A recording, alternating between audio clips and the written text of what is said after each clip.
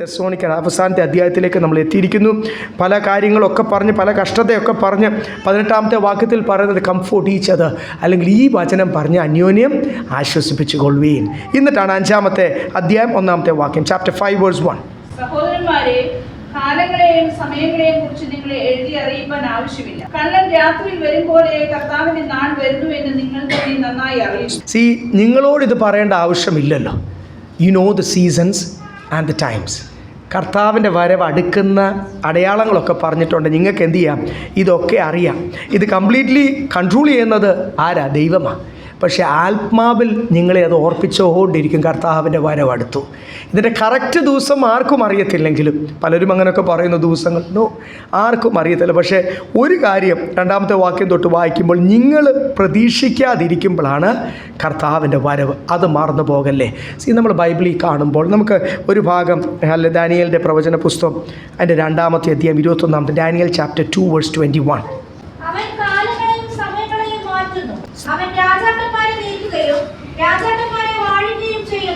ഇവിടെ എഴുതിയിരിക്കുന്ന ദൈവമാണ് കാലങ്ങളും സമയങ്ങളും ഒക്കെ മാറ്റുകയും അപ്പോയിൻ്റ് ചെയ്യുകയൊക്കെ. ദൈവത്തിൻ്റെ ഇഷ്ടം അനുസരിച്ച് കർത്താവ് മാറ്റും, സമയങ്ങളൊക്കെ മാറ്റും.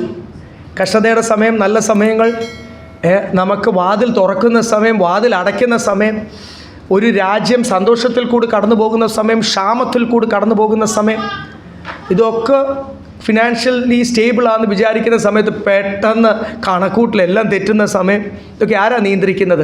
ഇവിടെ എഴുതിയിരിക്കുന്നത് ദൈവമാണ് നിയന്ത്രിക്കുന്നത്. സർവശക്തനായ ദൈവമായി കാര്യങ്ങളൊക്കെ നിയന്ത്രിക്കുന്നത്. അതുകൊണ്ട് കർത്താവ് പിന്നെ രാജാക്കന്മാരെ, ഭരണാധികാരികളെ, നിയമങ്ങളെ, ദേശത്തിൻ്റെ ഇപ്പോഴും എനിക്ക് മനസ്സിലാകാത്ത ആൾക്കാർ ഇരുന്നിട്ട് BJP ഗവൺമെൻറ് മാറണമേ, BJP ഗവൺമെൻറ്. ഈ കഴിഞ്ഞിടയ്ക്ക് ഏതായിരുന്നു ഒരു പ്രാർത്ഥന?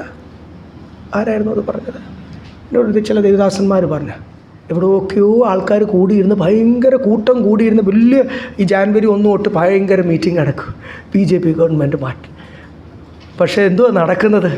ഇനി കേരളം കൂടെ ഉള്ളു പോകാൻ. അത് താമസിക്കാതെ ഓരോ ഡിസ്ട്രിക്റ്റിലൊക്കെ കിട്ടും. ഈ പ്രാവശ്യത്തെ ഇലക്ഷൻ അറിയാം. ഈ അല്പം പ്രാർത്ഥിക്കുന്ന ദൈവമക്കളുണ്ട്, കുറച്ചുകൂടി പ്രാർത്ഥിച്ചോട്ടെ സന്തോഷമായിട്ടെന്ന് വിചാരിച്ച് കർത്താവ് ചെയ്യുന്ന ഒരു കരുണ മാത്രം. നമ്മൾ ഈ പ്രാർത്ഥിക്കുന്ന അനുസരിച്ച് കർത്താവ് എന്തുവാ ചെയ്യുന്നത്? സ്തോത്രം. നമ്മൾ പ്രാർത്ഥിക്കുന്നതുകൊണ്ടൊന്നും അല്ല ദൈവമക്കളെ. നമുക്ക് പ്രാർത്ഥിച്ച് ദൈവത്തിൻ്റെ പ്ലാൻ മാറ്റാൻ പറ്റുമോ? ഇല്ല. ആദ്യം നമ്മൾ മനസ്സിലാക്കേണ്ട ഒരു കാര്യം, നമ്മൾ പ്രാർത്ഥിച്ച് ദൈവത്തിൻ്റെ പ്ലാൻ മാറ്റും. അതുകൊണ്ടല്ലേ ഇവിടെ അപ്പോസ്തലപ്രവൃത്തി 1-ാം അധ്യായത്തിൽ എഴുതിയിട്ടുണ്ട്, ദാനിയേലിൻ്റെ പ്രവചന പുസ്തകം, God appoints time and seasons. God appoints Kings and rulers.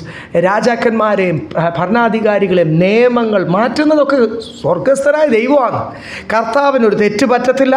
കർത്താവ് എടുത്ത തീരുമാനങ്ങൾ, ആദാമു ഹൗവ തൊട്ട് കർത്താവ് എടുത്ത തീരുമാനം ഇതുവരെയും തെറ്റിയിട്ടില്ല.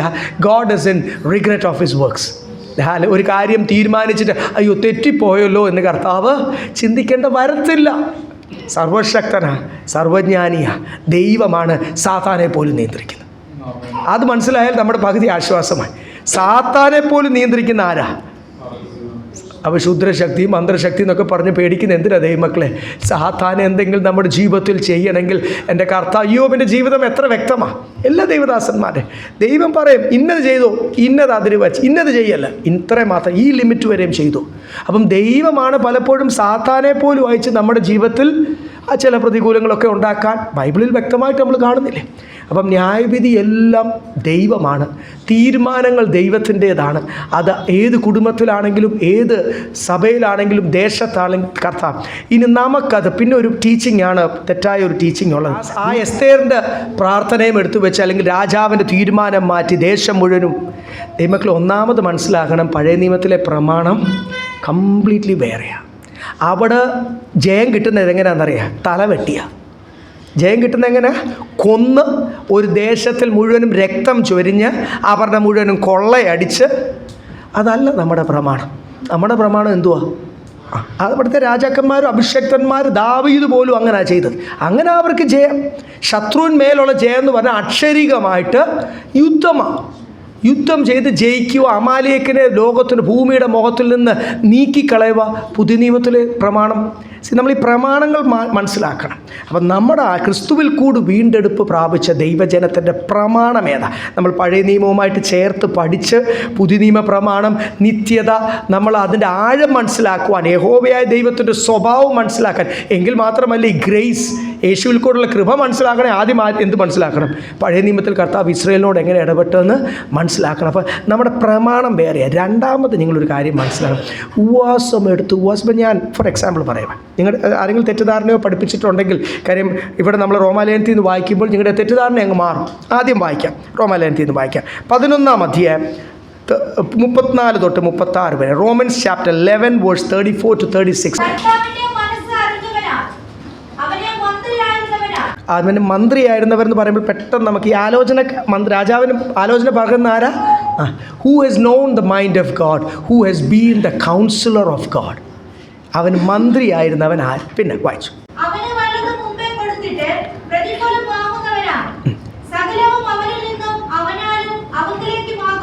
Beautiful, beautiful. ആ ലാസ്റ്റാണ്. സകലവും അവങ്കിൽ നിന്നും അവനാലും, അവൻ കർത്താവിന് വേണ്ടി, കർത്താവിൽ നിന്നും കർത്താവിനാലും കർത്താവിന് വേണ്ടി. നമ്മുടെ ഗവൺമെൻറ്റിനെ പറ്റിയൊക്കെ പറയുന്നത് from the people, by the people, for the people എന്നൊക്കെ പറയുന്ന പോലാണ്. കർത്താവിങ്കിൽ നിന്ന് കർത്താവിൽ കൂടെ. We can do anything alone. നമുക്ക് എന്തെങ്കിലും ചെയ്യണമെങ്കിൽ കർത്താവിൽ കൂടെ. ആർക്കാ ചെയ്യുന്നത്? കുടുംബത്തിന് വേണ്ടിയല്ല. ആർക്കാ ചെയ്യുന്നത്? നമുക്ക് വേണ്ടിയുമല്ല, കർത്താവിന് വേണ്ടി. എന്ത് ചെയ്താലും കർത്താവിൽ നിന്ന് കർത്താവിങ്കിൽ, കർത്താവിൽ കൂടെ, ഫോർ ദ ലോർഡ്. അതിൻ്റെ മേളിൽ എഴുതിയിരിക്കുന്നത് അവൻ്റെ മനസ്സറിഞ്ഞവനാര്. ദൈവത്തിൻ്റെ മനസ്സറിഞ്ഞ് നമ്മുടെ ജീവിതം ക്രമീകരിക്കുക. ഉപസിക്കുന്നത് അതിനു വേണ്ടിയാണ്. Are you the counsellor of God? ദൈവത്തിന് ആലോചന പറയാറായോ നീ? ഇനി ഒരു സഭ മുഴുവൻ, നമ്മൾ മുഴുവൻ, ഇപ്പം എസ്തേറിൻ്റെ ടീച്ചിങ് ഒക്കെ ഉണ്ടല്ലോ, അങ്ങനെ കിടക്കട്ടെ മാർക്കറ്റിലത്. നമ്മളിപ്പോൾ സഭ മുഴുവൻ അവിടെ ഇരുന്ന് അങ്ങ് പ്രാർത്ഥിച്ച് ഈ ഫ്രണ്ടിലെ മതിലങ്ങ് പൊളിക്കാൻ നമ്മൾ പ്രാർത്ഥിച്ച കർത്താവ് കേൾക്കൂ. ഇത് പുതിയ നിയമമാണ്. പരിശുദ്ധാത്മാവിനെ നടത്തപ്പെടുന്ന. കർത്താവിന് ഹിതമുണ്ട്, കർത്താവ് തുറക്കും. കർത്താവിന് ഹിതമല്ലെങ്കിൽ, ഞാൻ ഒത്തിരി പറഞ്ഞു നോക്കിയതാണ്. MLA നേരെ ഓപ്പോസിറ്റ് ഞങ്ങൾ വർഷങ്ങൾ താമസിച്ചു. എൻ്റെ ഇടത്തും വലത്തും എന്താ PA ആയിരുന്നു എൻ്റെ ഇടത്തെ ഇവിടെ. അവരോടൊക്കെ ഞാൻ ഈ പ്രാവശ്യവും പറഞ്ഞു. ഞാൻ പറച്ചിൽ നിർത്തി. കർത്താവ്, ഞാൻ ഒരു എക്സാമ്പിൾ പറഞ്ഞതാണ്. നമ്മളൊക്കെ ആഗ്രഹിക്കുന്ന ഒരു കാര്യമായതുകൊണ്ട് ഞാൻ പറഞ്ഞതാണ്. ഇതൊരു ചെറിയ വിഷയമാണ് കർത്താവിന്, ഇതൊന്നും വലിയൊരു വിഷയമല്ല. പക്ഷെ ദൈവത്തിന് ഹിതമുള്ളപ്പം കർത്താവ് ഇതുപോലെ നമ്മുടെ ജീവിതത്തിലെ ഓരോ വിഷയം, ഞാൻ വ്യക്തിപരമായ ഒരു വിഷയം, ഒരു ആലയവുമായിട്ട് അല്ലെങ്കിൽ ദൈവവേലയുമായിട്ട് ബന്ധപ്പെട്ട ഒരു വിഷയമായതുകൊണ്ട് ഇത്രയെങ്കിലും ഞാൻ കർത്താവിനോട് പറഞ്ഞു, അല്ലെങ്കിൽ ഞാൻ ആൾക്കാരോടൊക്കെ പറഞ്ഞു പോയത്. പക്ഷെ അതിനുവേണ്ടി പ്രാർത്ഥിച്ചിട്ടൊന്നുമില്ല. കാര്യം കർത്താവിൻ്റെ മനസ്സ് നമുക്ക് അറിയാം. ദൈവത്തിന് ഹിതമുണ്ടെങ്കിൽ കർത്താവ് ചെയ്യും. നമ്മളെല്ലാവരോടും ചേർന്ന് ഉപവസിച്ച് പ്രാർത്ഥിച്ച് കർത്താവിൻ്റെ മനസ്സ് മാറ്റാൻ പറ്റുമോ? പറ്റുമെങ്കിൽ കളക്ട്രേറ്റിലിരിക്കുന്ന മന്ത്രിമാരെ പോലെ ഉള്ളൂ കർത്താവ്. അവിടുന്ന് സത്യാഗ്രഹം ചെയ്യുമ്പോൾ ഇവരെല്ലാം കൂടി ഫ്രണ്ടിലാണ്, ഗേറ്റിൻ്റെ ഫ്രണ്ടിൽ സത്യാഗ്രഹം. എന്നാൽ പിന്നെ ഉപവാസം ചിലർക്ക് സത്യാഗ്രഹമാണല്ലോ. 40 കഴിഞ്ഞ് പിന്നെ ഒരു 40, പിന്നെ ഒരു 21, പിന്നെ കർത്താവിന് 7ൻ്റെ മൾട്ടിപ്ലിക്കേഷൻ ടേബിൾ ഒന്നും അല്ല ദൈവമക്കളെ ഇഷ്ടം. പുതിയ നിയമത്തിലെ പ്രമാണം വേറെയാ, എണ്ണമൊന്നും അല്ല. ഇവിടെ ആത്മാവിനാൽ നടത്തപ്പെട്ട പ്രാർത്ഥിക്കുന്നത്, ആത്മാവിനാൽ നടത്തപ്പെട്ട ഉപവസിക്കുന്നത്. 40 അല്ല 100 ഇരുന്നെന്നിരിക്കും, ചിലപ്പോൾ ഒരു ദിവസം ഇരുന്നെന്നിരിക്കും. നമ്മൾ റീചാർജ്ഡ് ആയെന്നറിയുമ്പോൾ പരിശുദ്ധാത്മാവ് നിറയ്ക്കുമ്പോൾ നമ്മൾ എഴുന്നേക്കും. എപ്പോഴും ഇരിക്കാനല്ലല്ലോ, ഇറങ്ങി പ്രവർത്തിക്കാനല്ലെങ്കിൽ ദൈവം ആക്കിയിരിക്കുന്നത്. ഒരു റീചാർജിൻ്റെ ടൈം മാത്രമാണ് ഇരിക്കുന്ന ടൈം. സ്തോത്രം, ഹല്ലേലൂയ. അതുകൊണ്ട് who has known the mind of God? ദൈവത്തിൻ്റെ മനസ്സറിഞ്ഞ് ദൈവഹിതത്തിനായിട്ട് അങ്ങ് ഏൽപ്പിച്ചു കൊടുത്താൽ മതി. അങ്ങോട്ട് ഐഡിയ പറഞ്ഞ് കൊടുക്കല്ലേ. നമ്മുടെ പ്രാർത്ഥനയിലൊന്നും കർത്താവെ ഇങ്ങനെ ചെയ്യണമേ അതൊന്നും, ആ പ്രാർത്ഥന സ്വർഗത്തിൽ എത്തത്തില്ലെന്ന്. Because it is not by the spirit. ആത്മാവിനാൽ ആരും അങ്ങനെ പ്രാർത്ഥിക്കത്തില്ല. ആത്മാവിൽ പ്രാർത്ഥിക്കുമ്പോൾ നമ്മൾ ആ പ്രാർത്ഥനകൾ ദൈവദാസന്മാർ പ്രാർത്ഥിച്ചിട്ടുണ്ട്. കർത്താവിൻ്റെ പ്രാർത്ഥനയിൽ ദൈവം പഠിപ്പിച്ചിട്ടുണ്ട്. ഹല്ലേലൂയ. സ്വർഗത്തിൻ്റെ ഹിതം ഇല്ലേ? സ്വർഗത്തിലെ അങ്ങയുടെ ഇഷ്ടം ഭൂമിയിൽ എൻ്റെ ജീവിതത്തിലും നിറവേറണമേ. That's all. സ്തോത്രം. അതുകൊണ്ട് ഇന്ന് നമ്മൾ ഇതുവരെ പ്രാർത്ഥിച്ച് കാണും, ഉപവസിച്ചും പ്രാർത്ഥിച്ചു. പക്ഷേ ഉപവസിക്കുമ്പോൾ ഒരു കാര്യം നടക്കും. നിങ്ങൾ പലപ്പോഴും വിചാരിക്കും ഉപവസിക്കുമ്പോൾ പല കാര്യങ്ങൾ ദൈവത്തിൻ്റെ ഒരു സഹായം, ദൈവത്തിൻ്റെ ഒരു കരുതൽ നമ്മൾ കാണുന്നുണ്ടല്ലോ. അവിടെ എന്തുവാ സംഭവിക്കുന്നതെന്നറിയാം?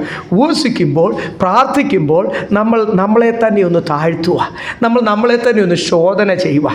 മറ്റേ ബെല്ലും ബ്രേക്കും ഇല്ലാതെ നമ്മുടെ ഇഷ്ടമനുസരിച്ച് പോയ നമ്മുടെ ജഡത്തിലുള്ള കുറവുകൾ എവിടെയൊക്കെ ഒരു മാറ്റം വരേണ്ടതെന്ന് കർത്താവ് നമ്മളെ മനസ്സിലാക്കി. കർത്താവുമായിട്ട് എൻ്റെ വ്യക്തിത്വം എല്ലാം സമർപ്പിച്ചിട്ട്, സ്തോത്രം, സമ്പൂർണ്ണ സമർപ്പണത്തിൻ്റെ ഒരു സമയമാണ് ഉപവാസം.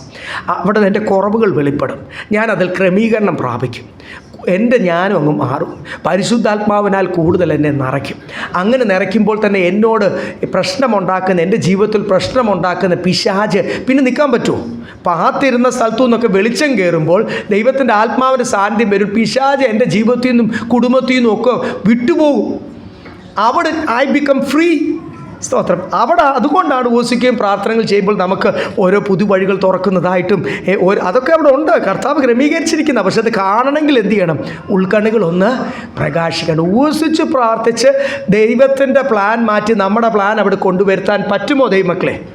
ആർക്കെങ്കിലും എന്തെങ്കിലും സംശയമുണ്ടോ? നമുക്ക് ഒരു ദിവസം വചനവുമായിട്ട് ഉപവാസത്തോടും പ്രാർത്ഥനയോടും ഈ വിഷയമായിട്ട് തന്നെ ഇരിക്കാം. പറ്റത്തില്ല. No one can be the counsellor of God.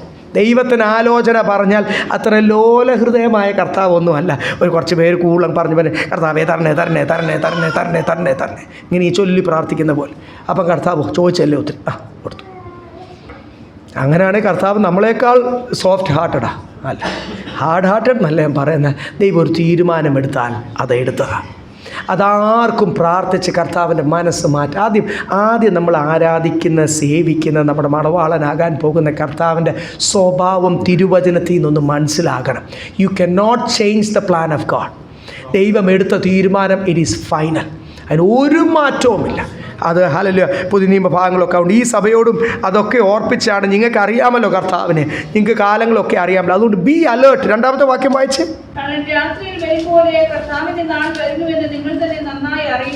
കള്ളൻ രാത്രിയിൽ വരുന്ന പോലെ പെട്ടെന്ന് നിങ്ങൾ ഒരിക്കലും പ്രതീക്ഷിക്കാതിരിക്കുമ്പോഴാണ് കർത്താവ് വരുന്നത്. മത്തായി സുവിശേഷം 24-ാം അധ്യായം വായിക്കുമ്പോൾ നോയയുടെ കാലം പോലെ, സ്തോത്രം, ലോത്തിൻ്റെ കാലം പോലെ അവിടെയൊക്കെ നടന്ന ന്യായവിധി നമുക്കറിയാമല്ലോ. ഒരു ഇടിമിന്നൽ വരുന്ന പോലെ ഇടി വന്നു, സാധനം കത്തിച്ചു, പോയി. ഈ അടുത്ത സമയത്ത് നമ്മുടെയൊക്കെ ട്രാൻസ്ഫോമേഴ്സിൽ ട്രിപ്പാകുന്ന സിസ്റ്റമൊക്കെ വെച്ചിരിക്കുന്നതുകൊണ്ടാണ് എന്നിട്ടും അതിനെ ബൈപ്പാസ് ചെയ്ത് ഈ അടുത്തുമൊക്കെ പലയിടത്തുമൊക്കെ പല സാധനങ്ങളൊക്കെ അപ്ലയൻസസൊക്കെ ഫാൻ കത്തിപ്പോവും, ടി വി കത്തിപ്പോവും, കമ്പ്യൂട്ടർ കത്തിപ്പോവും. നമുക്കൊക്കെ ഉണ്ടായിട്ടില്ല, എനിക്കുണ്ടായിട്ടുണ്ട്. ഇതൊക്കെ ഉണ്ടാകുന്നതിൻ്റെ കാരണം എന്നാ? ഇനി ആർക്കും തടുക്കാൻ കഴിയത്തില്ല, ആരും വിചാരിക്കത്തില്ല. നമ്മൾ ലൈറ്റാണ് ശരിക്കും വന്ന് പോയി, അറിയാമല്ലോ കുഞ്ഞുങ്ങൾക്ക്. അതിൻ്റെ സൗണ്ട് കുറച്ച് കഴിഞ്ഞാൽ നമ്മൾ കേൾക്കുന്നു. Because light travels fast. ആ ലൈറ്റ് വന്ന് ചെയ്യുമ്പോഴേ പ്രവൃത്തി നടന്നു പോയി. അതുപോലെ കർത്താവിൻ്റെ വരവ് നമ്മൾ ഒരിക്കലും പ്രതീക്ഷിക്കാതെ. ഇപ്പം ഈ രണ്ടാമത്തെ വാക്യത്തിൽ പറയുന്നത് കള്ളൻ വരുന്ന പോലെ മത്തായി സുവിശേഷത്തിൽ ഓർപ്പിച്ചിട്ടുണ്ട്. അവിടെ ലോത്തിൻ്റെ കാലം, നോയുടെ കാലം എന്നൊക്കെ പറയുമ്പോൾ അവിടെ ഒരു കാര്യം മത്തായി സുവിശേഷം 24-ാം അധ്യായം നിങ്ങൾക്ക് വായിക്കുമ്പോൾ നിങ്ങൾക്കറിയാം. അവർ തിന്ന് കുടിച്ച് ആനന്ദിച്ച് കുഞ്ഞുങ്ങൾ കല്യാണ കാര്യം, അവരുടെ പഠിത്ത കാര്യം, അവരുടെ കുഞ്ഞുങ്ങളുടെ കാര്യം, കുടുംബത്തിൻ്റെ കാര്യം, ജോലിക്കാര്യം, നമ്മുടെ ഇൻവെസ്റ്റ്മെൻറ്റ്സ്, അതിൻ്റെ വർധനവ്, ഇങ്ങനെയൊക്കെ ഓർത്ത് ലോക വിഷയത്തിൽ മുഴുങ്ങിയിരിക്കുമ്പോൾ നമ്മളറിയാതെ, ഞാനാണെങ്കിൽ പോലും ഇച്ചിരി എൻ്റെ ഫിനാൻഷ്യൽ കാര്യത്തിലോ ലോക വിഷയത്തിലോ എന്തെങ്കിലും വരുമാന വിഷയത്തിലൊക്കെ ഞാൻ അറിയാതെ അതിലങ്ങ് ശ്രദ്ധ കൂടിപ്പോയാൽ എൻ്റെ ജീവിതത്തിൽ സാധനം 2 അടി കർത്താവ് തരും. അപ്പം ഞാൻ ഉഷാറാവും, ഞാൻ പിന്നെ തിരിച്ചിങ്ങി വരും എന്നും എനിക്ക് ഇടയ്ക്കൊക്കെ കിട്ടാറുള്ള. അപ്പം ഞാനിങ്ങനെ അറിയാതെ എന്തെങ്കിലും അതിലോട്ട് കൂടുതൽ പോകുമ്പോൾ എൻ്റെ മനസ്സ് മുഴുവൻ എവിടെ പ്രത്യാശയൊക്കെ കുറച്ച് ദിവസത്തേക്ക് എന്ത് ചെയ്യും, മറന്നുപോകും. ആ ഒരു വിഷയത്തിൽ ആയിപ്പോവും ഫോക്കസ്. ആ സമയത്ത് കർത്താവ് വരുന്നെങ്കിൽ ഞാൻ പോകുമോ? പ്രത്യാശയോടുകൂടി വിശുദ്ധിയോടുകൂടി തന്നെ കാത്തിരിക്കുന്നവരെ ചേർക്കാനായിട്ടാണ് കർത്താവ് രണ്ടാമത് വരുന്നത്. യജമാനൻ വരുമ്പോൾ തൻ്റെ വേലയിൽ ഏർപ്പെട്ടിരിക്കുന്ന മനുഷ്യൻ, ഹീസ് ബ്ലെസ്സഡ്, അവനാണ് ഭാഗ്യവാൻ. Hallelujah. Those who are engaged in his work. അപ്പോൾ നമ്മളൊക്കെ കർത്താവിൻ്റെ വരവെങ്കിൽ എന്തിൽ എൻഗേജ്ഡ് ആയിരിക്കണം? ജോലി ചെയ്യുന്നവരാ, ഫുൾ ടൈം മിനിസ്റ്റേഴ്സ് ഒന്നും അല്ല എല്ലാവരും. പക്ഷേ ആ സമയത്തും നമ്മളെ കർത്താവിൻ്റെ വേലയിൽ ഏർപ്പെട്ടിരിക്കുന്നവരായിരിക്കണം. അതൊക്കെ എങ്ങനെ ചെയ്യണമെന്ന് ദൈവത്തിൻ്റെ പരിശുദ്ധാത്മാവ് നമ്മളെ നടത്തും. അപ്പോൾ ഇവിടെ എഴുതിയിരിക്കുന്ന മറന്നു പോകല്ലേ, നിങ്ങൾ ഒരിക്കലും പ്രതീക്ഷിക്കാതിരിക്കുമ്പോഴായിരിക്കും പെട്ടെന്ന്, അല്ലേ? നമുക്കൊരു വാക്യം വായിക്കാം. 2 പത്രോസ് 3-ാം അധ്യായം 10-ാമത്തെ വാക്യം. ആ സമയത്ത് നടക്കുന്ന കാര്യങ്ങൾ നിങ്ങൾക്കറിയാം എങ്കിൽ പോലും 2 പത്രോസ് 3:10, 2 Peter 3:10. കർത്താവിന്റെ ദിവസമോ കള്ളനെ പോലെ വരും. അന്ന് ആകാശം കൊടുമുഴക്കത്തോടെ ഒഴിഞ്ഞു പോകും. മൂലപദാർത്ഥങ്ങൾ കത്തിയെഴുകയും ഭൂമിയും അതിലുള്ള പണികളും വെന്തുപോകുകയും. എല്ലാം ഭൂമിയും അതിലുള്ള മുഴുവനും പണികൾ എത്ര സ്ട്രോങ് ആണെങ്കിലും, എർത്ത് ക്വേക്ക് റെസിസ്റ്റൻറ്റ് ബിൽഡിങ്സ് ആണെങ്കിലും ദൈവത്തിൻ്റെ വചനം പറഞ്ഞ് വെന്ത് ഉരുകിപ്പോവും. അതുകൊണ്ട് അധികം ഈ ലോകത്തിൻ്റെ പണികൾ കോൺസെൻട്രേറ്റ് ചെയ്യണ്ട. അറിയാതെ എന്തെങ്കിലുമൊക്കെ പിശാച് കൊണ്ടിട്ട് പോയാൽ ചെറിയ ചെറിയ കാര്യങ്ങൾ നടക്കട്ടെ, നമ്മുടെ ഉപജീവനം നടക്കട്ടെ, മുൻപോട്ട് പോകട്ടെ, അതെല്ലാം വെന്തു പോവും. കർത്താവിൻ്റെ വരവെങ്കിൽ കള്ളനെ പോൽ വരും. ഇവിടെ എഴുതിയിട്ടുണ്ട്, മത്തായ സുവിശേഷത്തിലുണ്ട്, ഇവിടെ എഴുതിയിട്ടുണ്ട്. ഒരിക്കലും പ്രതീക്ഷിക്കാതായിരിക്കുമ്പോഴാണ് കള്ളൻ വന്ന് സാധനം എടുത്ത് പോകുന്ന പോലെ കർത്താവ് വന്നു തൻ്റെ സഭയെ ചേർത്ത് പോകുന്ന ആ വരവിനെ പറ്റിയാണ്, ആ ഇടിമിന്നൽ പോലുള്ള ആ വരവിനെ പറ്റി. 3-ാമത്തെ വാക്യം 1 തെസ്സലോനിക്കർ 5:3. അവർ സമാധാനമെന്നും നിർഭയമെന്നും പറയുമ്പോൾ ഗർഭിണിക്ക് പ്രസവവേദന വരും പോലെ അവർക്ക് പെട്ടെന്ന് നാശം വന്നു ഭവിക്കും. തെറ്റിയൊഴിയാവതല്ല. അവർക്കിങ്ങനെ വരും. നമ്മളോ അങ്ങനല്ല. നമ്മൾ വെളിച്ചത്തിൻ്റെ മക്കളെ. താഴോട്ട് വരുമ്പോൾ ഈ ദേ ആൻഡ് വി അങ്ങനെ നമുക്ക് കാണാം. അവർക്കിങ്ങനെ വരുമ്പോൾ നമ്മൾ വ്യത്യസ്തരാണ്. അവർ ഇങ്ങനെ ആയിപ്പോൾ അവരതിൽ പെട്ടുപോകും. പക്ഷെ നമ്മളോ സ്തോത്രം. അതിൻ്റെ അർത്ഥം എന്തുവാ? ഈ അവർ ജാതികൾ മാത്രമല്ല കേട്ടോ, ഈ ദൈവമക്കൾ രക്ഷിക്കപ്പെട്ട് സ്നാനപ്പെട്ടവരൊക്കെ ആയിരിക്കും. പക്ഷേ ലോകത്തിൻ്റെ വിഷയത്തിൽ മുഴുകി അതിൻ്റെ പ്രോസ്പെറിറ്റി, അതിൻ്റെ ഫോക്കസ്, അതിനു വേണ്ടി ഉപസിക്കുകയും പ്രാർത്ഥിക്കുകയും ചെയ്യുമ്പോഴേ പ്രത്യാശ മാറിപ്പോയി. സ്വർഗീയ ഹോപ്പ് അങ്ങ് എന്ത് ചെയ്തു? മാറിപ്പോയി. പ്രത്യാശ മാറിപ്പോയി. ഇവിടെ ഇരിക്കുന്ന അവർ ഓർത്തോണം, ഒരു പെട്ടെന്നാണ് ഗർഭിണിക്ക് പ്രസവവേദന വരുന്ന പോലെ അല്ലേ, പെട്ടെന്ന് എല്ലാം സമാധാനം എന്ന് പറയുമ്പോൾ നമ്മൾ നോക്കുമ്പോൾ നമ്മൾ ഞാനും വിചാരിച്ചിരുന്നത് കഴിഞ്ഞ നമ്മുടെയൊക്കെ ജീവിതത്തിൽ കുറച്ച് യുദ്ധങ്ങളൊക്കെ നമ്മൾ കണ്ടു. അതിന് മുമ്പുള്ളവരൊക്കെ ജീവിച്ചിരുന്നവരെ ശരിക്കും യുദ്ധങ്ങൾ കണ്ടിട്ടുള്ളൂ. പക്ഷേ നമ്മളും ഗൾഫിലൊക്കെ ഉണ്ടായിരുന്ന സമയത്ത് നമ്മുടെ ഗൾഫ് യുദ്ധമൊക്കെ കുറച്ച് ശരിക്കും മിസൈൽ വീഴുകയും ഓടിപ്പോയ സമയത്ത് കെമിക്കൽ വാർഫെയർ ഉണ്ട്, ഷവറിൻ്റെ അടി ഇരിക്കേണ്ടതൊക്കെ ആവശ്യം കെമിക്കൽ മാസ്ക് ഒക്കെ ഗവൺമെൻറ് തന്നിട്ടുണ്ട്. 91 സദ്ദാം ഹുസൈൻ്റെ യുദ്ധമൊക്കെ നടന്ന സമയത്ത് നമ്മൾ വിചാരിച്ചെന്തുവാ, ഇതോടുകൂടി ചേരി തിരിഞ്ഞു, ലോകം യുദ്ധമായി, നമ്മളെല്ലാം പ്രിപ്പയർഡായി. പപ്പയ്ക്കൊക്കെ എന്നും മീറ്റിംഗ് ആയിരുന്നു. സഭകളൊക്കെ ഞങ്ങൾക്ക് 6-7 ബ്രാഞ്ച് ഉണ്ടായിരുന്നു അവിടെ സൗദിയിൽ. എല്ലായിടം കൂടി ആർക്കും ജോലിക്കൊന്നും പോകണ്ട. ഈ മാസ്കും കൊണ്ട് വരുന്നവൻ ഒറ്റ ഒരെണ്ണം സഭയ്ക്കകത്ത് വന്നേക്കല്ലേ, ധൈര്യമുള്ളവർ മാത്രം വന്നാൽ മതിയെന്ന് പറഞ്ഞ് പേടിയുള്ളവരൊക്കെ വീട്ടിൽ ഇരുന്നു, ധൈര്യമുള്ളവരൊക്കെ കൂടുന്ന സ്ഥലത്ത് ഞങ്ങൾ കൂടി ആത്മാവിലുള്ള രാപകൽ ജോലിയൊന്നുമില്ല, കമ്പനീസൊക്കെ പൂട്ടിയല്ലോ കുറച്ച് നാളത്തേക്ക്. ഉപവാസ പ്രാർത്ഥന, ബൈബിൾ ക്ലാസ്സുകൾ, കണ്ണുനീരോട് ഒത്തിരി പേര് ആ സമയത്ത് കർത്താവിൻ്റെ വേലയ്ക്ക് സമർപ്പിച്ച് ജോലിയും വിട്ട് നാട്ടിൽ പോകുന്നു. അവരൊക്കെ ഇന്ന് നല്ല ശക്തരായ ദൈവദാസന്മാരായി നിൽക്കും. അപ്പം ഒരു വലിയൊരു ടൈമായിരുന്നു. പക്ഷേ എല്ലാവരും വിചാരിച്ചു കർത്താവ് ആ സമയത്ത് അവിടെ ഉള്ളവരൊക്കെ, നാട്ടിലുള്ളവർ അധികം ഒന്നും അറിഞ്ഞില്ല. അങ്ങനെ ഓരോ സ്ഥലം യുദ്ധത്തിൽ കൂടും പ്രശ്നത്തിൽ കൂടും കടന്നു പോകുമ്പോൾ ഈ അടുത്ത സമയത്ത് പോലും ഉക്രൈനും അല്ലെങ്കിൽ റഷ്യയും സ്റ്റേറ്റ്സും അല്ലെങ്കിൽ അങ്ങനെയൊക്കെ ഇസ്രയേലുമായിട്ടൊക്കെ ഗാസയുടെ പ്രശ്നത്തിലൊക്കെ നമ്മൾ വിചാരിച്ചു രണ്ട് ചേരിയായി. പക്ഷെ ബൈബിൾ പറയുന്നു അങ്ങനല്ല. യുദ്ധം വരുമ്പോഴല്ല കർത്താവ് വരുന്നത്. അല്ലേ നമ്മളിവിടെ വായിച്ച സമാധാനം എന്ന് പറയുമ്പോൾ പീസ് ക്യാമ്പയിൻസും ഓരോ രാജ്യങ്ങൾ ഫിനാൻഷ്യലി സ്റ്റേബിളാണെന്ന് വിചാരിച്ച് നന്നായിട്ട് അങ്ങോട്ട് എല്ലാ ഗവൺമെൻറ്റും പോകുമ്പോഴാണ് പെട്ടെന്ന് ഗർഭിണിക്ക് പ്രസവവേദന വരുന്ന പോലെ, ഇടിമിന്നൽ വരുന്ന പോലെ, കള്ളനർദ്ധരാത്രി വരുന്ന പോലെ കർത്താവ് വന്നു പോകുന്നു. അപ്പോൾ ഒരു കാര്യം ഉറപ്പാണ്, സഭായോഗത്തിൽ നമ്മൾ ഇരിക്കുമ്പോഴല്ല കർത്താവ് വരുന്നത്. ആയിരുന്നേൽ എത്ര നല്ലതായിരുന്നു, സത്യമല്ലേ? ഇവിടുന്നേ നമ്മളങ്ങ് പോയേനെ. Praise the Lord. നമ്മൾ പ്രതീക്ഷിക്കാതിരിക്കുമ്പോഴാണ് കർത്താവിൻ്റെ വരവ്. ഒട്ടും പ്രതീക്ഷിക്കാതിരി. അവിടെ തെസ്സലോനിക്ക സഭയോടും ഇന്ന് പകൽക്കാലം നമ്മളോടും പറയുക, ബി സോബർ, ബി വിജിലൻറ്റ്, ഹല്ലേലൂയ, ബി അലേർട്ട്. നർമ്മദരായിരിപ്പീൻ, ഉണർന്നിരുന്ന് പ്രാർത്ഥിപ്പീൻ. സ്തോത്രം. കാര്യം ഏത് സമയത്ത് കർത്താവിൻ്റെ വരവുണ്ടാകാം. അതുകൊണ്ട് അവർക്ക് സംഭവിച്ച പോലെ അനുസരണക്കെട്ടവർ, ഡിസൊബീഡിയൻറ്റ്, അത് ദൈവമക്കളും ഉണ്ട് അതിൻ്റെ അകത്ത്. ഒരു കാലത്ത് ദൈവത്തിന് വേണ്ടി ശക്തരായി നിന്നവർ ദൈവാലോചനയോട് അനുസരണക്കേട് കാണിച്ചാൽ അവർ ഏത് കൂട്ടത്തിലാണ്? അനുസരണക്കെട്ടവർ. നമ്മൾ അങ്ങനെ ആകല്ലേ എന്ന് തെസ്സലോനിക്ക സഭയെ ഓർപ്പിച്ചിട്ട് 4 കൂട്ടത്തായിട്ട് വായിച്ച്. അവർക്ക് അനുസരണക്കെട്ടവർ, എന്നാൽ ബട്ട് യു ബ്രദർ എന്നാണ് ഇംഗ്ലീഷ് എഴുതിക്കുന്നത്, നിങ്ങൾ സഹോദരന്മാരെ നിങ്ങളെ പിടിപ്പാൻ നിങ്ങൾ ഇരുട്ടിലുള്ളവരല്ല, നിങ്ങൾ എല്ലാവരും വെളിച്ചത്തിന്റെ മക്കളും പകലിന്റെ മക്കളുമാകും, രാത്രിക്കും ഇരുളിനും ഉള്ളവരല്ല. ഇവിടെ എഴുതിയിരിക്കുന്ന വെളിച്ചത്തിൻ്റെ മക്കളും ഇരുട്ടിൻ്റെ മക്കളും ഇല്ലേ? അവർ ഇരുട്ടിൻ്റെ മക്കളാ. അവർ ലോകത്തിൻ്റെ ജ്ഞാനത്തിൽ ചിന്തിക്കും, ലോകത്തിൻ്റെ കാര്യത്തിന് വേണ്ടി പ്രവർത്തിക്കും, അതിനുവേണ്ടി പ്രാർത്ഥിക്കും, അതിനുവേണ്ടി ഉപവസിക്കും. അവരുടെ ഫോക്കസ് മുഴുവൻ ലോകമാണ്. പരിശുദ്ധാത്മാവ് പറഞ്ഞ് ഇരുട്ടിൻ്റെ മക്കൾ. വെളിച്ചത്തിൻ്റെ മക്കൾ ആരാ? നിങ്ങൾ ആ അനുസരണക്കേട് നിമിത്തം, ഈ അനുസരണക്കെട്ടവന് ശിക്ഷയുണ്ട്, അനുസരണക്കേടിൻ്റെ ശിക്ഷയുണ്ട്. അതിൻ്റെ പാപത്തിൻ്റെ ശമ്പളം മരണമാണ്. അപ്പം അവർ അനുസരണക്കെട്ടവർക്ക് അടി കിട്ടി അവരുടെ രക്ഷ നഷ്ടപ്പെടുന്ന പോലെ നിങ്ങളാകല്ലേ. നിങ്ങൾ എന്തായി തീരണം? അനുസരണമുള്ളവരായി തീരണം, പ്രത്യാശയുള്ളവരായി തീരണം. നിങ്ങൾ വെളിച്ചത്തിൻ്റെ മക്കളാ എന്ന് പറഞ്ഞിട്ട് അതിൻ്റെ 5ഉം 6ഉം വായിച്ചോ. ശേഷമുള്ളവരെ പോലെ, മറ്റുള്ളവരെ പോലെ നമ്മൾ എന്ത് ചെയ്യണം? നിങ്ങൾ വെളിച്ചത്തിൻ്റെ മക്കളാണ്. You call to shine out as light. അങ്ങനെയല്ലേ ഫിലിപ്പിയ ലേഖനത്തിലൊക്കെ എഴുതിയേക്കുന്നത്? ക്രിസ്തുവിന് വേണ്ടി എന്ത് ചെയ്യണം? പ്രകാശിക്കുക. ഈ വെളിച്ചത്തിൻ്റെ മക്കളും ഇരുട്ടിൻ്റെ മക്കളെന്ന് പറയുമ്പോൾ നിങ്ങളുടെ വിചാരം എന്താ? കുറച്ചുകൂടി കൂടുതൽ ലൈറ്റ് ഇട്ടു? അല്ല. ഉള്ളിൽ വെളിച്ചമുണ്ടെങ്കിൽ ഈ വെളിച്ചം വെളിയിൽ വരും.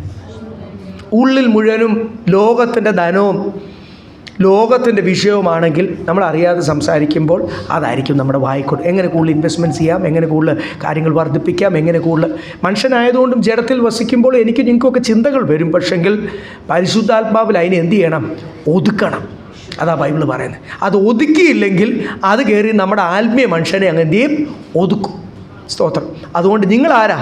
ഫിലിപ്പിയ ലേഖനം എന്തോ എഴുതിയിരിക്കുന്നത്? ഫിലിപ്പിയ ലേഖനം 2:15.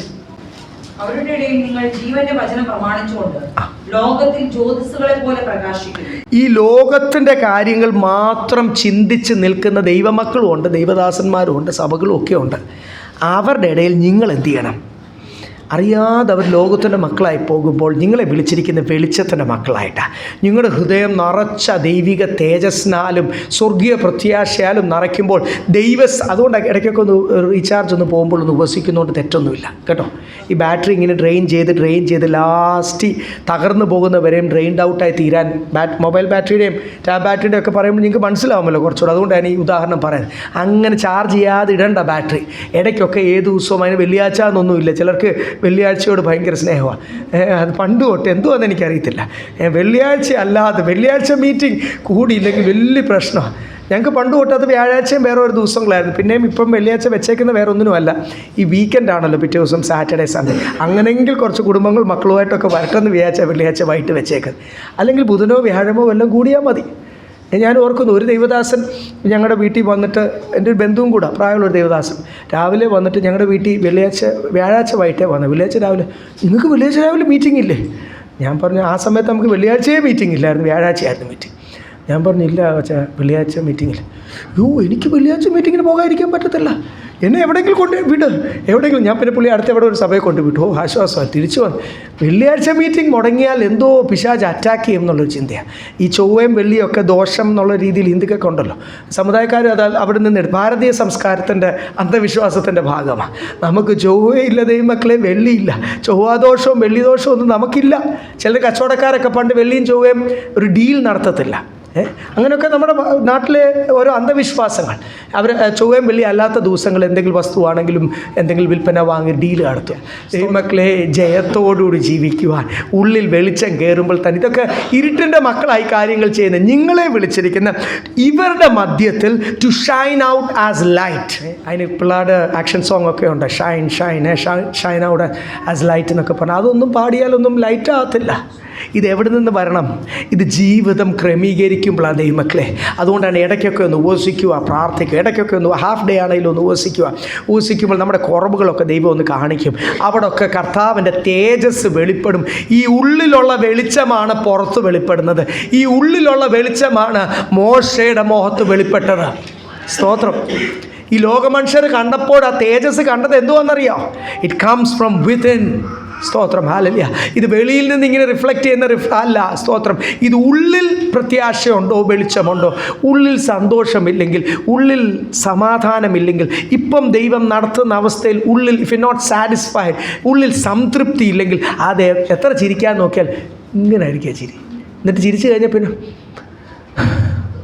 ഉള്ളിൽ എന്തില്ല? സന്തോഷമില്ല. കർത്താവ് നടത്തുന്നതിൽ ഒരു സംതൃപ്തിയില്ല. ദൈവമക്കളെ, ഹല്ലേലൂയ. 6-ാമത്തെ വാക്യം വായിച്ചേ. ആകയാൽ നാം ശേഷമുള്ളവരെ പോലെ ഉറങ്ങാതെ എന്ത് ചെയ്യണം? സുബോധമായിട്ടിരിക്കുക. ഞാനൊരു റോമാലയത്തിൽ നിന്നൊരു വാക്യം വായിച്ചു, വളരെ സന്തോഷിച്ചു. കർത്താവ് 13-ാം അധ്യായം 11-12. Romans chapter 13 verse 11 and 12.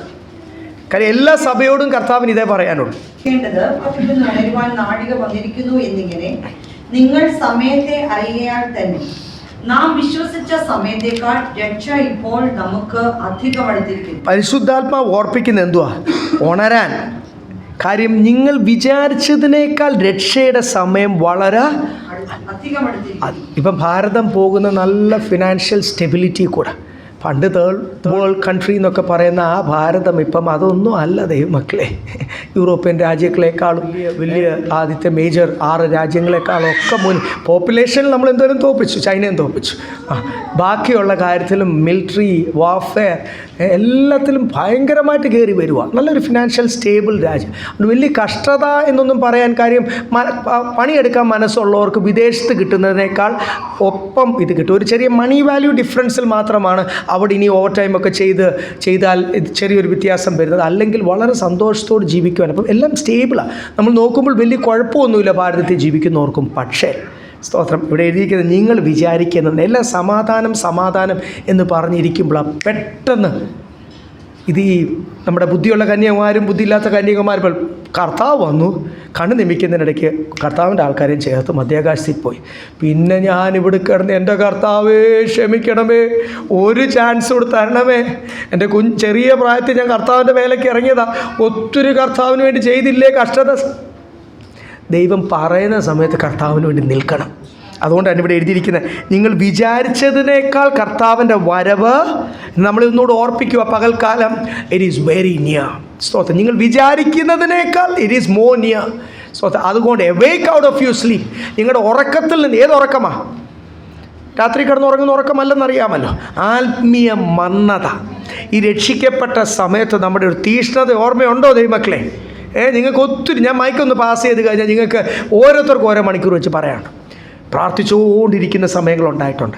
Bible ഇപ്പം ബൈബിൾ വായിക്കാൻ പറഞ്ഞാൽ മടിയാണ്. ബൈബിൾ തുറന്ന് ഉറക്കം വരുന്നു എന്ന് ആൾക്കാർ പറയും.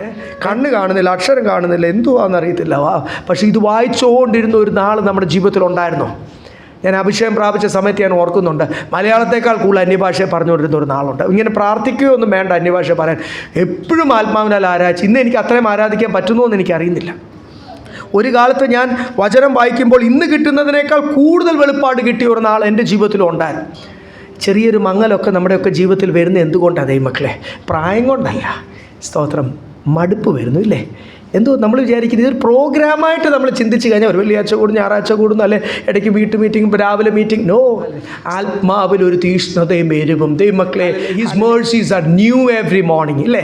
ദൈവത്തിന് നമ്മളോടുള്ള ഇടപെടൽ ഒരിക്കലും ബോറിംഗ് ആയിത്തീരരുത്. ഓരോ പകലും പുതിയ പാഠങ്ങൾ പഠിപ്പിച്ച്. ആർക്കെങ്കിലും പറയാൻ പറ്റുമോ ഞാൻ അതിൽ മാസ്റ്റേഴ്സ് എടുത്തു തിയോളജിയിൽ അല്ലെങ്കിൽ ബൈബിളിൽ അല്ലെങ്കിൽ അനുഭവത്തിൽ? നോ. എന്നും നമ്മളെ ഒരു പുതിയ പാഠം പഠിപ്പിച്ച് ഒരു പുതിയ ആഴങ്ങൾ ദൈവം നമ്മളെ നടത്തി ഒരു പുതിയ വെളിപ്പാട് വചനത്തെയും തന്ന് അങ്ങനെ നടത്തുന്ന ദൈവമക്കൾക്ക് ഒരിക്കലും മടുപ്പ് വരത്തില്ല. അപ്പം നമ്മൾ എന്തുവാ പ്രാർത്ഥിക്കേണ്ടത്? ഈ മടുപ്പിൽ നിന്ന്, ഈ ഉറക്കത്തിൽ നിന്ന് കർത്താവെ എന്നെയും എന്ത് ചെയ്യണമെന്ന്? രക്ഷിക്കപ്പെട്ട് സ്നാനപ്പെട്ട് കുറേ വർഷങ്ങൾ കഴിയുമ്പോൾ ദൈവമക്കൾക്കും ദൈവദാസന്മാർക്കും ഉണ്ടാകുന്ന ഒരു അനുഭവമാണ് മടുപ്പ്. ആ മടുപ്പ് വന്നു കഴിഞ്ഞാൽ ദൈവമക്കളെ പിന്നെ എങ്ങനെയൊക്കെയാണ് ചിന്തിക്കുന്നതെന്നറിയാം. അയ്യോ, ഞാൻ ലോക രീതിയിലായിരുന്നു, എനിക്ക് എന്തൊക്കെ രീതി ബിസിനസ് ചെയ്യാമായിരുന്നെന്നറിയാം. എന്നോട് പറഞ്ഞ ദൈവദാസന്മാരുണ്ട് കേട്ടോ. എനിക്ക് എന്തൊക്കെ രീതി കാശുണ്ടാക്കാമായിരുന്നറിയാം, എനിക്ക് എന്തൊക്കെ ചെയ്യാം. ഇപ്പോൾ എനിക്കതൊന്നും ചെയ്യാൻ പറ്റത്തില്ല, ബൈബിൾ സമ്മതിക്കുന്നില്ല. ഇപ്പോൾ ഒരു വലിയ വിഷമമായി. എനിക്ക് പണ്ടായിരുന്നു ഞാൻ എങ്ങനെയൊക്കെ എന്നെ തന്നെ മോടി പിടിച്ച് സ്റ്റൈലിഷായിട്ടും എങ്ങനെയൊക്കെ ഞാൻ എന്തൊക്കെ ചെയ്ത് ജീവിച്ച ആളാണെന്നറിയാം. ഇപ്പം ബൈബിൾ എന്നെ അതൊന്നും വലിയ കംപ്ലൈൻ്റാണ്. ഈ മടുപ്പ് വരുമ്പോഴാണ് ഇങ്ങനത്തെ വാക്കുകൾ വായിൽ നിന്ന് വരുന്നത്. അങ്ങനെയുള്ളവർ കർത്താവ് സ്വർഗത്തിൽ കൊണ്ടുപോകുമോ? അവിടെ ഉള്ളവരെയും കൂടി മടുപ്പിക്കും. അതുകൊണ്ട് ഒറ്റ ഒരാൾ ഈ സൈസിനെ ദൈവം സ്വർഗത്തിൽ കൊണ്ടുപോകത്തില്ല. കർത്താവ് എനിക്ക് വേണ്ടി കൊടുത്ത വില ഞാൻ ദൈവത്തിനു വേണ്ടി പകരം കൊടുക്കാൻ പോകുന്ന വില. ഹാലല്ലേ എൻ്റെ കോളിംഗ്. അതുകൊണ്ട് ഇവിടെ എഴുതിയിരിക്കുന്ന മടുത്ത് 12 വായിച്ച റോമാലേനോ നമ്മൾ വായിച്ചുകൊണ്ടിരുന്നത്. രാത്രി കഴിയാറായി, പകൽ അടുത്തിരിക്കുന്നു. അതുകൊണ്ട് നാം ഇരുട്ടിന്റെ പ്രവൃത്തികളെ വെച്ച് കളഞ്ഞ് വെളിച്ചത്തിന്റെ ആയുധവർഗം ധരിച്ചുകൊള്ളുക. സ്തോത്രം. ഇരുട്ടിൻ്റെ പ്രവൃത്തി എന്തുവാ? ലോകത്തിൻ്റെ ലോകത്തിൻ്റെ എന്തൊക്കെ നമ്മളെ സന്തോഷിപ്പിക്കുന്ന പ്രവൃത്തികളൊക്കെ പതുക്കെ സ്റ്റെപ്പ് ബൈ സ്റ്റെപ്പായിട്ട് അതിൽ ഉള്ള ഫോക്കസ് കുറഞ്ഞുകൊണ്ട് ലോകത്തിൻ്റെ പ്രവൃത്തി, ഇരുട്ടിൻ്റെ പ്രവൃത്തി, ഈ ലോകം ഭരിക്കുന്നത് ആരാ? സാത്താന. അതിൻ്റെ കാര്യങ്ങൾ കുറയ്ക്കുക, അത് കുറച്ച് വരിക. നമ്മൾ എന്ത് ചെയ്യണം?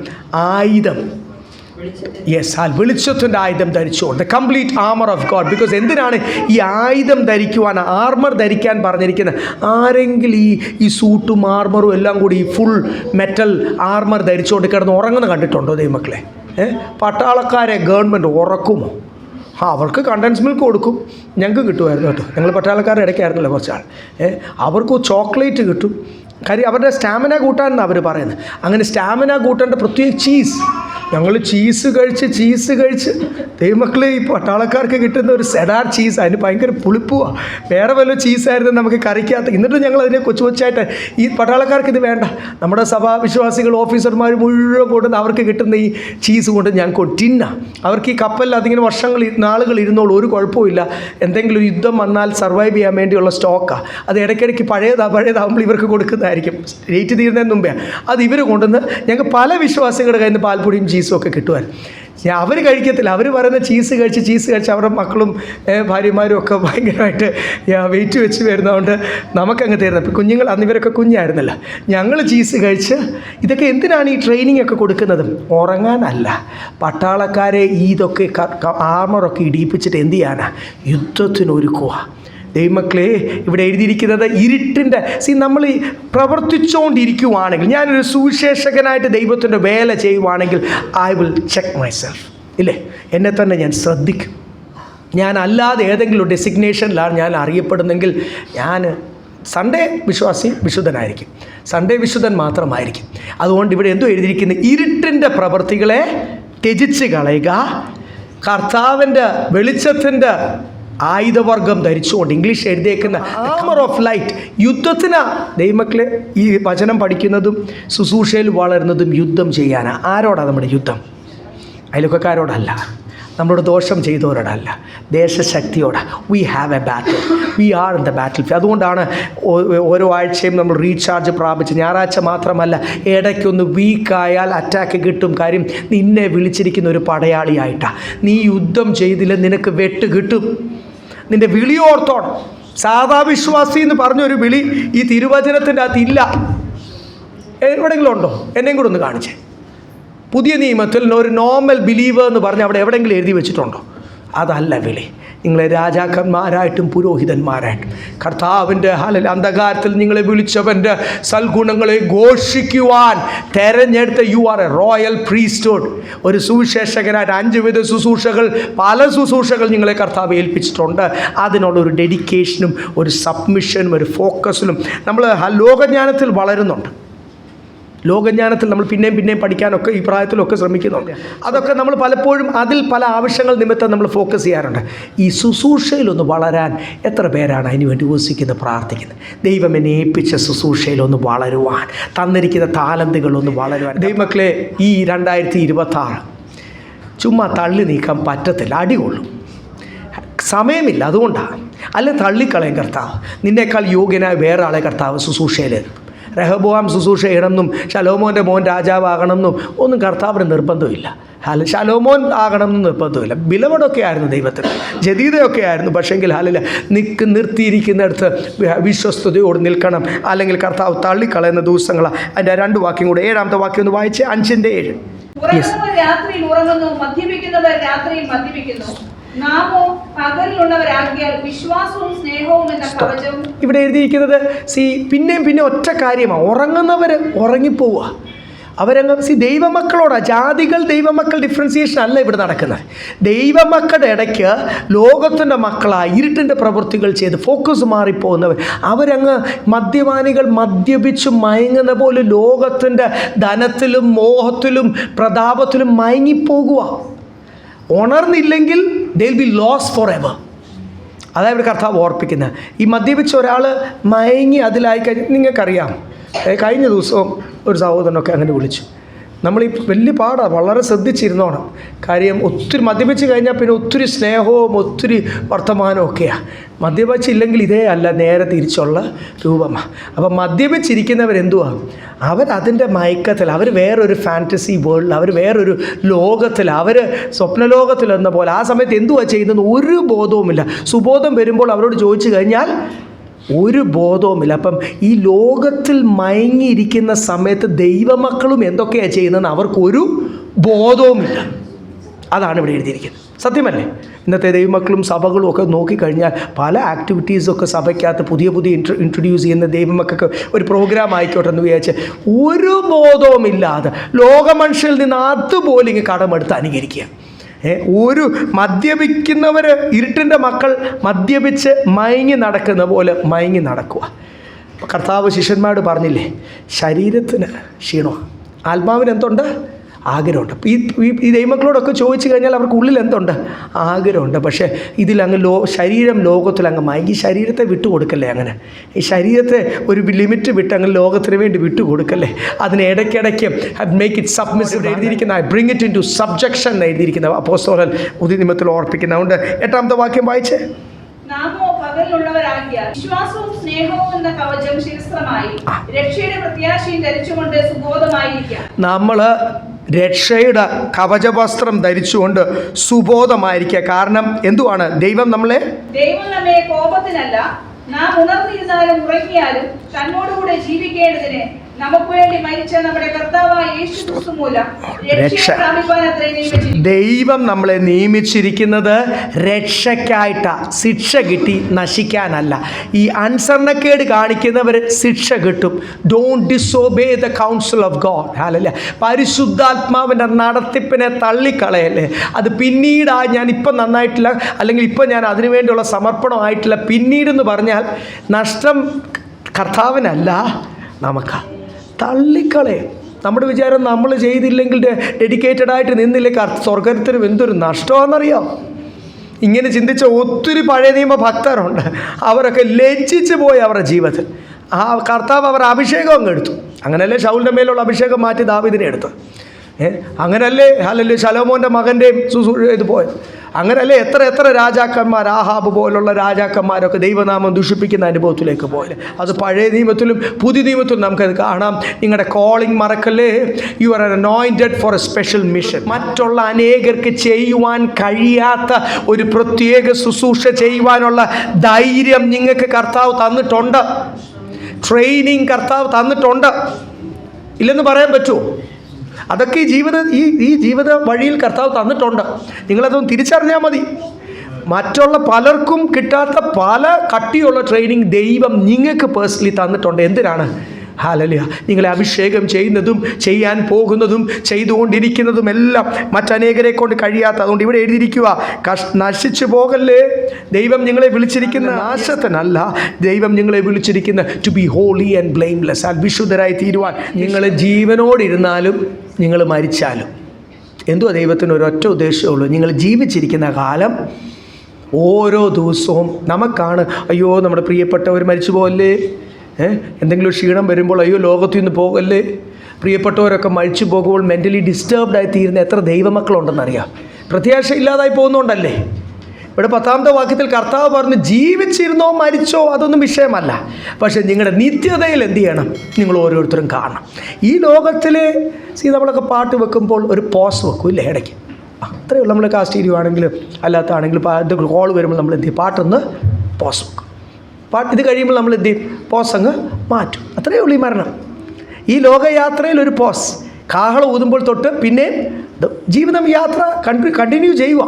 പക്ഷേ അത് നിത്യതയിൽ നിങ്ങൾ കാണണമെങ്കിൽ ദൈവത്തോടുള്ള പൂർണ്ണാലോണ്ട് നിങ്ങൾ ഈ ലോക ജീവിതം അയ്യോ എൻ്റെ ജീവിതം, അയ്യോ എൻ്റെ ക്ഷീണം, എൻ്റെ ഈ ലോകത്തിലെ ജീവിതം, എൻ്റെ ഇതൊന്നും കർത്താവിന് വിഷയമല്ല. അതുകൊണ്ട് കർത്താവ് നിങ്ങൾ ജീവിച്ചിരുന്നാലും മരിച്ചാലും അത് ഈ ലോകത്തിലെ കാര്യമല്ലേ.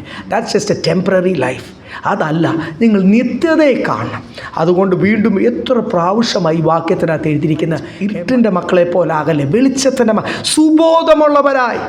ലോകത്തിൽ മദ്യപാനികൾ മയങ്ങിപ്പോകുന്നവരും മയങ്ങിപ്പോകല്ലേ, സുബോധമുള്ളവരായി. നമുക്ക് നമ്മളെ തന്നെ ഒന്ന് ശോധന ചെയ്യാം. നമ്മളോട് പെട്ടെന്ന് ഞാൻ പറഞ്ഞില്ല ലോകത്തിൻ്റെ വിഷയത്തിൽ ലോകജ്ഞാനത്തിൽ നമ്മൾ നിറഞ്ഞിരിക്കുമ്പോൾ പരിശുദ്ധാത്മാവ് ഇപ്പം ആരെങ്കിലും ഒരാൾ വ്യക്തി കൂടെ നമ്മളോട് പറയുമ്പോൾ സാംസാ നീ സുബോധമില്ലാത്ത പ്രവൃത്തിയാണ് ചെയ്യുന്നതെന്ന് പറഞ്ഞാൽ ഞാൻ സമ്മതിച്ചു തരുമോ? ഞാൻ പറയും ഞാൻ എത്ര വർഷത്തെ എക്സ്പീരിയൻസ് ഉണ്ടെന്നറിയാം, എന്തൊക്കെ കാര്യങ്ങൾ എനിക്കറിയാം. ഭയങ്കര പഠിക്കാൻ നമ്മളെല്ലാവരും മനുഷ്യരല്ലേ, ഇച്ചിരി വല്ലതും ഉണ്ട് ഒത്തിരിയായിട്ട് നമ്മൾ പെരുപ്പിച്ച് പറയും. അതൊക്കെ നമ്മൾ പറയും, നമ്മൾ സമ്മതിച്ചു കൊടുക്കത്തില്ല. പക്ഷേ ഒന്ന് ഉപവസിച്ച് ദൈവസന്നിധിയിൽ പ്രാർത്ഥിക്കുമ്പോഴോ ഞാൻ പിണ്ടാകാരമായിരുന്നപ്പോൾ തൊട്ട് എന്നെ മെനഞ്ഞ കർത്താവ്, എന്നെ ഡിസൈൻ ചെയ്ത കർത്താവ്, ഞാൻ കർത്താവിനെ അറിയാത്ത കാലത്ത് പോലും എന്നെ കൈവിടാതെ എന്നെ കരങ്ങൾ കൊണ്ട് നടന്ന കർത്താവ്. നമ്മുടെ വിശ്വസ്ത നിമിത്തമൊന്നും അല്ലല്ലോ നമ്മളെ തിരഞ്ഞെടുത്ത്. എന്നേക്കാളൊക്കെ എത്ര നല്ല മനുഷ്യർ എൻ്റെ കസിൻസിൻ്റെ ഇടയ്ക്കുണ്ടായിരുന്നു. പിന്നെ എന്നെ തിരഞ്ഞെടുത്തത് എന്തുകൊണ്ടാണെന്നറിയാം. വിശ്വസ്തരായി നിൽക്കും എന്നുള്ളൊരു പ്രതീക്ഷ മാത്രമേ ഉള്ളൂ. അതുകൊണ്ട് ദൈവത്തിൻ്റെ ഒരു എക്സ്പെക്റ്റേഷൻ ഉണ്ട്, അതില്ലാതാക്കല്ലേ. ദൈവത്തിൻ്റെ സന്ധിയിൽ പൂർണ്ണ പ്രസാദമായിട്ട് നിൽക്കുവാൻ നമ്മുടെ ഒരു പ്രവൃത്തിയും കർത്താവിനെ വീണ്ടും ക്രൂശിക്കുന്ന ഒരു പ്രവൃത്തിയാകല്ലേ. നമ്മുടെ ഒരു പ്രവൃത്തിയും ലോകത്തിലേക്ക് ഫോക്കസായി പോകുമ്പോൾ തന്നെ പരിശുദ്ധാത്മാവ് നമ്മളോടുള്ള ഇടപെടൽ അങ്ങ് നിർത്തും. അത് ഇറ്റ്സ് എ ഡേഞ്ചറസ് ടൈം. ആ സമയത്ത് നമ്മൾ ദൈവത്തിൽ നിന്ന് മാറി നിൽക്കുന്ന ടൈം ആയതുകൊണ്ട് എങ്ങനെ വേണമെങ്കിലും സാത്താനെ നമുക്ക് അറ്റാക്ക് ചെയ്യാം. അതുകൊണ്ട് ദൈവത്തിൻ്റെ സമയത്ത് ഏകാഗ്രതയോടുകൂടി ഒന്ന് ഉപവാസത്തോടുകൂടി പ്രാർത്ഥനയോട് ചെയ്യുമ്പോൾ ഒത്തിരി നേരമൊന്നും ചിലപ്പോൾ നമ്മുടെ ജോലി നിമിത്തമോ ശരീരക്ഷീണ നിമിത്തമോ ഉപവസിക്കാൻ പറ്റിയില്ലെങ്കിൽ പോലും ഇടയ്ക്കൊക്കെ അല്പസമയം ഒന്ന് ഇരിക്കുക, ഒന്ന് മുറിയൊക്കെ അടച്ച് എന്നെ ഡിസ്റ്റർബ് ചെയ്യില്ലെന്ന് പറഞ്ഞൊന്ന് ഇരിക്കുക. ഇനി സ്തോത്രം ഉപവാസത്തോടെ ഇരിക്കുന്നതാണ് ഏറ്റവും നല്ലത്. ഒരു നേരമാണെങ്കിലൊക്കെ ഒന്ന് ഇരിക്കുക. നമ്മളെ തന്നെ ഒന്ന് സെൽഫ് എക്സാമിൻ ചെയ്യുവാൻ ഈ വർഷം ഹല്ലേലൂയ ഒരു പ്രത്യേകത. നമ്മുടെ സ്വഭാവങ്ങളൊക്കെ മാറി കർത്താവിൻ്റെ let the mind of Jesus be in us. ഇല്ലേ, ദൈവത്തിൻ്റെ യേശുവിൻ്റെ ഭാവം നമ്മളെ നമ്മുടെ വഴികളൊക്കെ ഒന്ന് മാറ്റി കർത്താവിനെ നമ്മൾ പ്രാർത്ഥിക്കുമ്പോഴെല്ലാം യജമാൻ്റെ കയ്യിലൊരു കളിമണ്ണ് പോലെ, കുശവൻ്റെ കയ്യിലൊരു കളിമണ്ണ് പോലെ, കംപ്ലീറ്റ് സബ്മിഷൻ. എൻ്റെ പ്ലാൻ അല്ല കർത്താവ്. ഒത്തിരി ആഗ്രഹങ്ങൾ നമുക്കുണ്ട്. സ്തോത്രത്തോട് കർത്താവിനോട് ഒരു വട്ടമൊക്കെ പറയാൻ ദൈവം നമ്മളെ അനുവദിച്ചിട്ടുണ്ട്. ആ ഒരു വട്ടത്തിൽ കൂടുതൽ പറഞ്ഞു കളയല്ലേ, അത് വെറും ജാതികട കൂട്ടുള്ള യാചനയായിട്ട്. അതുകൊണ്ട് ദൈവം മറന്നു പോകത്തില്ല എന്ന് മനസ്സിലായിക്കൊണ്ട് ദൈവത്തിൻ്റെ ഹൃദയത്തിൻ്റെ ആഗ്രഹം പറഞ്ഞില്ലേലും അറിയാം. ഹല്ലേലൂയ, എൻ്റെ ഹിതമല്ല കർത്താവേ, അങ്ങയുടെ ഹിതം എൻ്റെ ജീവിതത്തിൽ നടക്കുവാൻ നമുക്ക് നമ്മളെ തന്നെ ദൈവസന്നിധിയിൽ സമർപ്പിക്കാം. എല്ലാവരും ദൈവാനുഗ്രഹിക്കട്ടെ.